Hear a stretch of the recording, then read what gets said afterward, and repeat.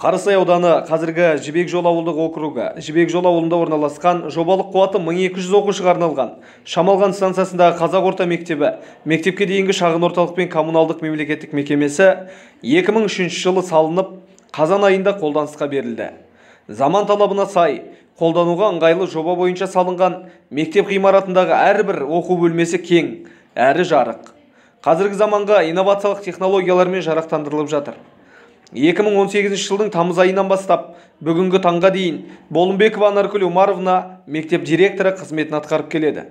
Ашылғанына 19 жыл толған Шамалған станциясында қазақ орта мектебі, мектепке дейінгі шағын орталық пен коммуналдық мемлекеттік мекемесінің ұжымы оқу мен тәрбие тізгінін тең ұстап, білім беру бағыттары бойынша айтулы нәтижелерге қол жеткізді.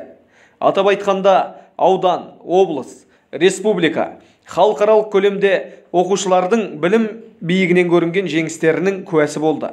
Мектеп ұстаздары аудан, облыс, республика көлемінде өз тәжірибелерін таратып отыр. Жаңартылған бағдарлама бойынша біліктілік курсынан 90% өткен, 4С қағидасын берік ұстанған педагог мамандар шәкірттердің функционалдық сауаттылығын арттыруға өз еңбектерін аянбай жұмсап жүр.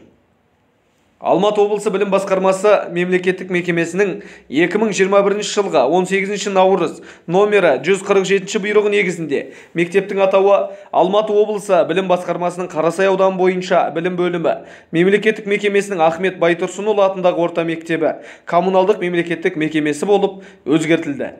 Қазіргі таңда мектебімізде 238 мұғалім жұмыс жасап, 3000 оқушы білім алуда. Оқушы санының көптігіне байланысты мектеп жанынан қосымша 600 оқушыға арналған жапсаржай құрылысы басталды.